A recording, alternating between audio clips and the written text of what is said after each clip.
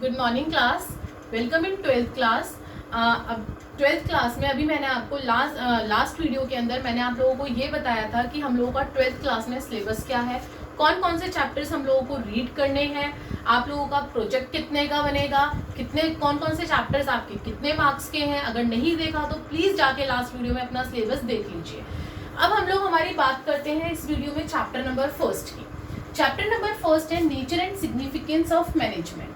अब nature and significance of management के अंदर हम लोग ये देखेंगे कि मैनेजमेंट क्या होता है, कैसे हम लोग मैनेजमेंट को आगे चलाते हैं, मैनेजमेंट के ऑब्जेक्टिव्स क्या हैं, क्या उसकी इंपॉर्टेंस है, मैनेजमेंट के रिगार्डिंग हम लोग सारी चीजें इस चैप्टर के अंदर देखेंगे। देखिए टॉपिक्स जो हम लोगों को इस चैप्टर के अंदर पढ़ने हैं, सबसे पहले मीनिंग क्या होता है मैनेजमेंट का, डिफरेंस बिटवीन ये दो वर्ड होते हैं इफेक्टिवनेस और एफिशिएंसी।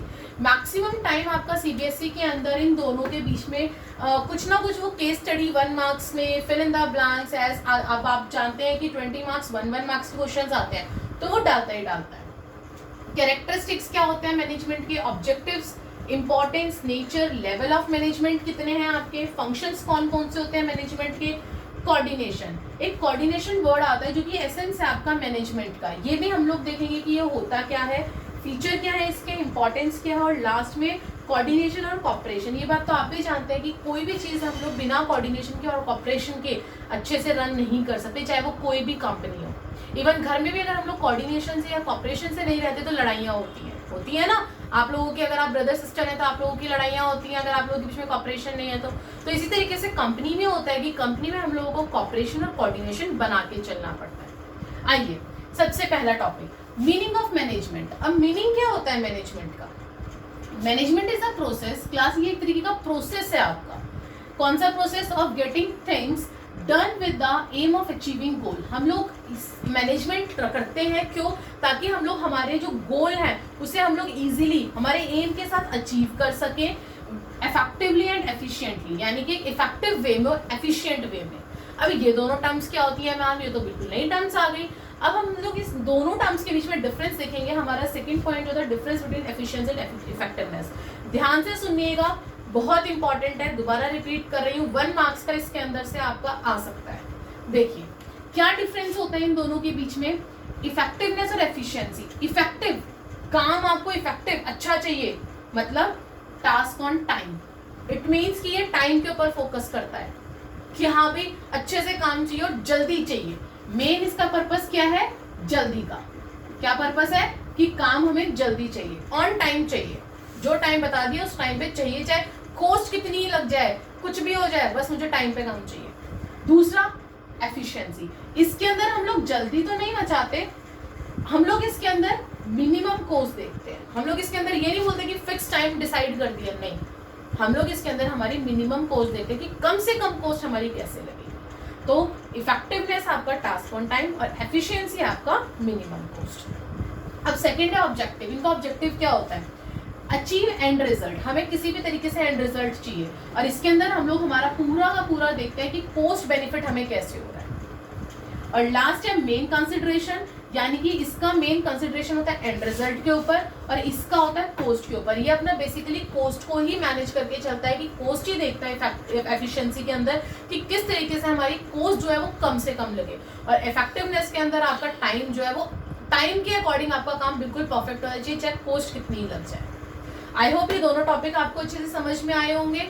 अगर नहीं आया तो please right in the comment box कि मैम हमें ये चीज क्लियर नहीं हुई है, मैं फिर आप लोगों के लिए कोई और तरीका ढूंढूंगी कि आपको किस तरीके से अच्छे से और समझा सकूं। अब हम लोग हमारा थर्ड टॉपिक देखते हैं, कैरेक्टरिस्टिक्स। आइए क्लास, यस क्लास, अभी हम लोगों ने हमारा मैनेजमेंट देखा, मीनिंग ऑफ मैनेजमेंट क्या होता है, उसके बाद हम लोगों ने डिफरेंसेस देखे कि इफेक्टिवनेस और इफेक्टिवनेस और एफिशिएंसी के बीच में डिफरेंस क्या होता है। अब हम लोग हमारा नेक्स्ट टॉपिक उठा रहे हैं इस चैप्टर का, characteristic of management. Class characteristic क्या है, फीचर्स क्या है, नेचर क्या है? मैंने पहले ही बताया था तीनों जो है वो आपकी सेम चीजें हैं।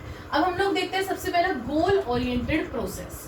क्लास ये गोल ओरिएंटेड क्यों कहा जाता है? क्योंकि हम लोग कोशिश करते हैं कि कम से कम रिसोर्सेज में, मतलब रिसोर्सेज का अच्छे से यूटिलाइजेशन करके हम लोग हमारे गोल को अचीव कर सके। मैनेजमेंट क्या करता है कि मैनेजमेंट सारी चीज़ों को प्लान करता है, ऑर्गेनाइज करवाता है, स्टाफिंग कर, मतलब ये सारी चीज़ें जब वो मैनेजमेंट बैठ के रेडी करता है ना, तो वो ये कोशिश करता है कि हम लोग हमारे गोल को अच्छे से अचीव कर सके। ये एक प्रोसेस है जिसके अंदर हम लोग हमारा गोल अचीव करते हैं। Next, pervasive. परवेसिव यानी कि यूनिवर्सल, ये आपका यूनिवर्सल होता है। मैनेजमेंट हर जगह जरूरी होता है और हर जगह चाहिए मैनेजमेंट। ऐसा नहीं है कि आप खाली कंपनी में काम करो तो आपको कंपनी में मैनेजमेंट चाहिए। मैनेजमेंट आपके घर में भी होता है, मैनेजमेंट आपके स्कूल में भी होता है, मैनेजमेंट हर जगह चाहिए होता है, तभी आपका हर काम एक सिस्टमेटिक वे से और इफेक्टिव और एफिशिएंसी वे में कंप्लीट होता है। ठीक है, आगे आइए। थर्ड है मल्टी डायमेंशनल। मल्टी डायमेंशनल यानी कि ये 3 चीजों से वर्क करता है। वर्क, पीपल और ऑपरेशन। काम चाहिए, उस काम को करने के लिए पर्सन, पीपल चाहिए और ऑपरेशंस चाहिए आपके। अगर ये तीनों चीजें हैं तो आप लोगों का मैनेजमेंट जो है वो इजीली अच्छे से वर्क कर पाएगा। सो इसीलिए ये मल्टी डायमेंशनल होता है। कॉन्टिन्यूअस मैनेजमेंट अभी मैंने क्या बताया, घर में भी होता है, कंपनी में भी होता है, स्कूल में भी होता है, आपस में आप लोगों के फ्रेंड्स सर्कल में भी होता है कि हमें मैनेज करके चलना होता है कि कोई दोस्त हमसे नाराज ना हो जाए, हम लोग अच्छे से सारी चीज़ों को मैनेज करें। तो कॉन्टिन्यूस होता है ये आपका, हर वक्त आपके दिमाग में ये चीज़ें चल रही होती है मैनेजमेंट। बस हाँ ये फर्क है, कंपनी का जो मैनेजमेंट वो होता है वो एक अलग लेवल का होता है जो हमें अब यहाँ पे पढ़ना है। तो मैनेजमेंट आपका एक कॉन्टिन्यूस लेवल में होता है, कॉन्टिन्यूस होता है आपका। ग्रुप एक्टिविटी, मैनेजमेंट जो है ना क्लास, वो एक ग्रुप एक्टिविटी होती है। मतलब एक टीम, पूरी टीम बैठ के, मैंने क्या बोला, हमें कंपनी का मैनेजमेंट पढ़ना है, हमें यहाँ घर का स्कूल का मैनेजमेंट नहीं पढ़ना, हमें यहाँ कंपनी का मैनेजमेंट पढ़ना है। तो कंपनी के अंदर एक प्रॉपर पूरी टीम बैठती है जो कि पूरे प्रोसेस के साथ अपने कंपनी के लिए मैनेजमेंट को रेडी करती है कि हम लोगों को कैसे कैसे कब कब क्या क्या करना है। ठीक है, आगे आइए। ये एक डायनामिक फंक्शन है, यानी कि आपको सिचुएशन के हिसाब से अपने मैनेजमेंट में चेंजेस लाने पड़ते हैं, अपने प्रोसेसेस में चेंजेस लाने पड़ते हैं। डायनामिक फंक्शन होता है कि नहीं पता सिचुएशन कब चेंज हो जाए। Next, intangible force. Intangible force का मतलब होता है क्लास कि इट कैन नॉट सीन, ये दिखता नहीं है, but it efforts can be felt. हमें मैनेजमेंट दिखता नहीं है, ये नहीं कि हाँ भाई वो देखो वो मैनेजमेंट है, नहीं, हम लोगों को मैनेजमेंट हमेशा फेल्ट होता है। कैसे? जब हम लोग हमारे चीज़ों को, हमारे गोल्स को अच्छे से अचीव करते चले जाते हैं, तब दिखता है कि हाँ भाई ये तो मैनेजमेंट था, एक प्रॉपर मैनेजमेंट था, इस वजह से यहाँ पे हम लोग गोल अच्छे से अचीव कर पाए और प्रॉफिट अर्न कर पाए। ठीक है, तो these are the characteristics of management. ये मैंने आपको 7 कैरेक्टरिस्टिक्स बताए हैं मैनेजमेंट के, कि किस किस तरीके से क्या क्या इसका कैरेक्टरिस्टिक्स, इसके फीचर्स हैं मैनेजमेंट के। अब मैं नेक्स्ट टॉपिक उठाती हूँ, ऑब्जेक्टिव। ऑब्जेक्टिव का मतलब आप लोगों को पता होगा उद्देश्य, कि मैनेजमेंट क्यों, क्या उद्देश्य है मैनेजमेंट का। तो मैनेजमेंट के 3 उद्देश्य होते हैं, 3 ऑब्जेक्टिव होते हैं क्लास। कौन कौन से? ऑर्गेनाइजेशनल, सोशल और पर्सनल। यानी कि ऑर्गेनाइजेशन के लिए क्या क्या उद्देश्य हैं उसके, जो उसकी ऑर्गेनाइजेशन खड़ी है। दूसरा, सोशल क्या क्या उसके, यानी कि सोसाइटी के लिए उसके लिए क्या क्या उद्देश्य है। और तीसरा, पर्सनल। पर्सनल यानी कि किसी एम्प्लॉय के लिए, मैनेजर के लिए पर्सनल उसके क्या क्या ऑब्जेक्टिव्स हैं। तो हम ये तीनों ऑब्जेक्टिव्स देखेंगे, जिसमें से पहला ऑब्जेक्टिव आपका ऑर्गेनाइजेशनल ऑब्जेक्टिव है। ये आपका कैटेगराइज्ड करा हुआ है, डिवाइड करा हुआ है 3 चीजों में ऑर्गेनाइजेशन के लिए। क्या? कि ऑर्गेनाइजेशन सर्वाइवल उसका, ऑर्गेनाइजेशन को प्रॉफिट और ऑर्गेनाइजेशन की ग्रोथ। ये तीनों उसके उद्देश्य होते हैं कि हमारी ऑर्गेनाइजेशन हमेशा हमारी कॉम्पिटिटिव मार्केट के अंदर, कंपटीशन वाले मार्केट के अंदर सर्वाइव करती रहे। ऐसा ना हो कि हम लोग लॉस में जा रहे हैं और हमारी कंपनी, हमारी ऑर्गेनाइजेशन खत्म हो जाए, ऐसा नहीं। हम लोगों का पहला ऑब्जेक्टिव होता है इसका ऑर्गेनाइजेशनल के अंदर, कि हम लोग इसके अंदर सर्वाइव कर सके। इसमें it means earning enough revenue to cover cost, कि हम इतना पैसा तो कम से कम अर्न करें कि चलो प्रॉफिट भी नहीं हो रहा तो कम से कम हम लॉस में भी ना जाए। सबसे पहला ऑब्जेक्टिव। दूसरा, प्रॉफिट। वो ये सोचता है, उसका ये ऑब्जेक्टिव होता है ऑर्गेनाइजेशन का, कि मैं कैसे प्रॉफिट कमा सकता हूँ। Plays important role in facing risk. Profit आपका सबसे ज्यादा इंपॉर्टेंट प्ले करता है रिस्क को फेस करने में, कि अगर हमें रिस्क हो गया, मतलब लॉस हो गया अगर हमें इन केस नेक्स्ट ईयर, तो जो हमें प्रॉफिट हम लोगों ने रख रखा है संभाल के, मतलब जो हमने रिजर्व करके रख रखा है, इस साल हमें ज्यादा प्रॉफिट हुआ, ठीक है, वो प्रॉफिट हमने रिजर्व करके रख दिया। अगर नेक्स्ट ईयर हमें लॉस हो गया तो हम लोग नेक्स्ट ईयर के उस प्रॉफिट को यूटिलाइज कर सकते हैं। तो it plays important role in facing risk and to cover cost and risk. This is your profit objective, यानी कि किस तरीके से प्रॉफिट आपका रोल प्ले करता है ऑब्जेक्टिव। थर्ड है आपका ग्रोथ। भाई कंपनी की ग्रोथ होगी तभी तो अच्छी बात है ना, पहले अगर आप टिके रहोगे तो आपको प्रॉफिट होगा, प्रॉफिट होगा तो आप अपने ऑर्गेनाइजेशन को और एक्सपैंड कर सकते हो, और फैला सकते हो, और बड़ा कर सकते हो। Must grow and expand there activity, मतलब कि आप अपने एक्टिविटीज को, अपने ऑर्गेनाइजेशन को बढ़ा सकते हो और उसको एक्सपैंड कर सकते हो। आज आपकी सिर्फ इंडिया में कंपनीज है, ऑर्गेनाइजेशन है, आप कल को बाहर जा सकते हो, दूसरी कंट्रीज में अपनी कंपनी को रन कर सकते हो। तो ये एक्सपैंड हो गया, आपका ग्रो हो गया आपके ऑर्गेनाइजेशन का, तो ग्रोथ होता है। तो इसका ये 3 उद्देश्य होते हैं ऑर्गेनाइजेशन के। ऑर्गेनाइजेशन ऑब्जेक्टिव में 3 आते हैं आपके, सर्वाइवल, कि हम टिके रहे कि हम प्रॉफिट अर्न करें, और प्रॉफिट अर्न करके हम लोग हमारी कंपनी को एक्सपैंड करें, ग्रोथ करें हमारी कंपनी की, to improve its future prospectus. Next आता है आपका सोशल ऑब्जेक्टिव। अभी मैंने आपको क्या बताया कि हमारी कंपनी के ऑर्गेनाइजेशनल ऑब्जेक्टिव कौन से होते हैं। नेक्स्ट आता है सोशल ऑब्जेक्टिव। सोशल ऑब्जेक्टिव के अंदर क्या होता है आपका, 3 चीजें। वो सोसाइटी के बारे में सोचता है कि हाँ भैया मैं सोसाइटी को कैसे, अब एक बात बताओ, सोसाइटी तो आपसे तभी कोई सामान खरीदेगी ना जब आप उनको कुछ अच्छा दोगे बदले में, वरना वो आपका सामान क्यों खरीदे भाई। कस्टमर जो है, जो सोसाइटी है, वो आपका सामान क्यों खरीदेगी, तभी खरीदेगी ना जब आप उन्हें कुछ बेनिफिट दोगे। तो देखो कौन कौन से, supply of quality product at reasonable prices, यानी कि आप उसको क्या करोगे कि क्वालिटी प्रोडक्ट की एक अच्छी क्वालिटी प्रोवाइड करोगे और रीजनेबल प्राइसेस पे। ये नहीं कि आप उनके प्राइसेस मान लो कि 100 रुपए का दे रहे हो और दूसरी कंपनी उनको 50 रुपए का दे रही है। It should be a reasonable prices. Next, generation of economic wealth, यानी कि आप इकोनॉमी को भी हेल्प करोगे उसकी वेल्थ को इंक्रीज करने में, जनरेट करने में, ठीक है। और लास्ट है प्रोवाइडिंग एम्प्लॉयमेंट अपॉर्चुनिटी। आप सोसाइटी को कैसे एक बेनिफिट दे सकते हो, आप सोसाइटी को ये करके बेनिफिट दे सकते हो कि आप वहाँ उसमें रह रहे लोगों को एम्प्लॉयमेंट प्रोवाइड करवाओ, ठीक है। एम्प्लॉयमेंट आप मैक्सिमम से मैक्सिमम एम्प्लॉयमेंट प्रोवाइड करवाओ ताकि वो सोसाइटी भी हैप्पी हो और वो आप लोगों का सामान भी लेंगे। तो सोशल ऑब्जेक्टिव के अंदर हम लोग बेसिकली ये देखते हैं कि हम सोसाइटी को, हमारी ऑर्गेनाइजेशन क्या क्या ऑब्जेक्टिव्स दे सकती है। अब हम लोग हमारा थर्ड देखेंगे क्लास। थर्ड हमारा आता है आपका, अभी मैंने बताया पर्सनल ऑब्जेक्टिव। आइए यस क्लास, अभी हम लोगों ने हमारे 2 ऑब्जेक्टिव्स देखे, ऑर्गेनाइजेशनल और दूसरा था हमारा सोशल ऑब्जेक्टिव। ऑर्गेनाइजेशन अपने लिए क्या क्या सोचती है और दूसरी चीज सोसाइटी के लिए क्या क्या सोचती है। उसी में मैंने आपको थर्ड ऑब्जेक्टिव बताया था personal objective, that is also human objective and individual objective. इसको तीनों नाम से बोलते हैं। Focus on diverse personal objective of people working in organisation. मैंने पहले भी बोला था कि इस ऑब्जेक्टिव के अंदर हम लोग, जो लोग वहाँ काम कर रहे हैं, उनका पर्सनल ऑब्जेक्टिव देखते हैं कि उनका क्या ऑब्जेक्टिव है, उनके लिए क्या कर सकती है कंपनी। देखिए, पहला कॉम्पिटिटिव सैलरी, उनको सैलरी अच्छी पे कर सकती है।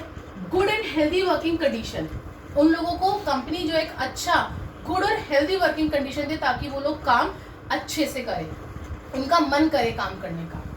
सोशल रिकॉग्निशन, यानी कि सोशल उन लोगों को अच्छे से वो सारी चीजें प्रोवाइड कर रहा है। अभी 3 चीजें हैं आपकी, competitive salary, good and healthy working condition and social recognition. ये तीनों चीजें अगर वो उनको करवाती है पर्सनली एम्प्लॉयज को, तो एम्प्लॉयज खुश होकर काम करते हैं और अच्छे से अच्छा प्रोडक्शन करके कंपनी को देते हैं। तो इस तरीके से जो मैनेजमेंट है, मैनेजमेंट आपके तीनों ऑब्जेक्टिव्स को फुलफिल करती है, ठीक है। अब है आपका इंपॉर्टेंस। मैनेजमेंट की क्या जरूरत है, क्या इंपॉर्टेंस है मैनेजमेंट की। पहला, अचीविंग ग्रुप गोल्स, यानी कि वो सारे मिलके, सारे कौन, कंपनी के अंदर जितने भी लोग होते हैं, चाहे वो वर्कर्स हो, चाहे वो एम्प्लॉयज हो, चाहे वो आपके टॉप लेवल मैनेजर्स हो, टॉप लेवल हो, चाहे वो आपका मिडिल लेवल हो, जितने भी लोग होते हैं उन लोगों का सबका कॉमन डायरेक्शन होता है। कॉमन डायरेक्शन यानी कि उन लोगों का एक ही गोल होता है और वो ग्रुप गोल होता है जिसको वो लोग अचीव कर लेते हैं मैनेजमेंट के थ्रू, एक अच्छे मैनेजमेंट के थ्रू। नेक्स्ट, इंक्रीजेस एफिशिएंसी, आपकी एफिशिएंसी इंक्रीज होती है मैनेजमेंट से, using resources in the best possible manner, कि आप जितने भी आपके पास रिसोर्सेज अवेलेबल है आप उसे अच्छे से यूटिलाइज करें। ये नहीं कि उसको वेस्ट कर रहे हैं, कैसे भी यूज कर रहे हैं, यूज करने के बाद फेंक दे रहे हैं, नहीं।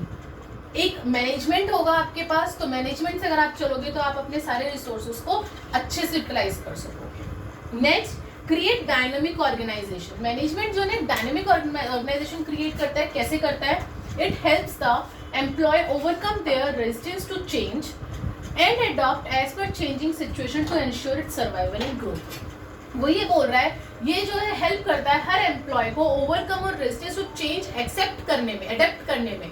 हर एम्प्लॉय को हेल्प करता है कि आपको किस तरीके से अपने अगर चेंजिंग सिचुएशन आती है तो आपको किस तरीके से ओवरकम होना है और अपनी सर्वाइवल और ग्रोथ को बनाए रखना है। ये आपका क्रिएट्स डायनेमिक ऑर्गेनाइजेशन।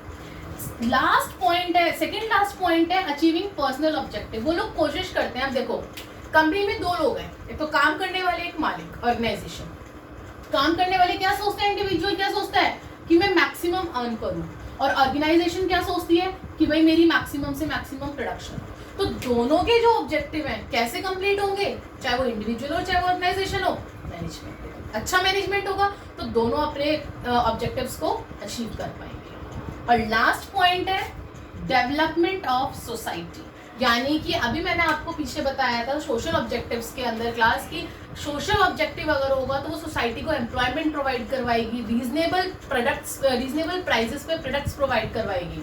तो इट मीन्स मैनेजमेंट देखिए कितनी जगह हेल्पफुल है कि गोल्स को अचीव करवाती है, हमारी एफिशिएंसी को इंक्रीज करती है, डायनेमिक ऑर्गेनाइजेशन क्रिएट करती है, पर्सनल ऑब्जेक्टिव अचीव करने में हेल्प करती है और सोसाइटी की डेवलपमेंट करती है। सो क्लास इस वीडियो के अंदर मैंने आप लोगों को 5 टॉपिक बहुत अच्छे से करवाए, मीनिंग बताया, मैनेजमेंट होता क्या है, मैंने आपको इफेक्टिवनेस और इफेक्टिवनेस और एफिशिएंसी के बीच में डिफरेंस अच्छे से क्लियर करा कि वो दोनों क्या क्या होते हैं। मैंने आपको फीचर्स बताए, इसके ऑब्जेक्टिव्स क्या होते हैं, तीनों ऑब्जेक्टिव्स अच्छे से क्लियर करा, और लास्ट में मैंने आपको इंपॉर्टेंस बताई। आई होप आपको ये 5 टॉपिक्स अच्छे से क्लियर हुए होंगे, और अगर नहीं हुए तो क्लास प्लीज़ मुझे कमेंट बॉक्स में लिखिएगा कि मैम हमें ये चीज़ क्लियर नहीं हुई, ये टॉपिक क्लियर नहीं हुआ, ताकि मैं उसको और अच्छे से आप लोगों को समझा सकूँ।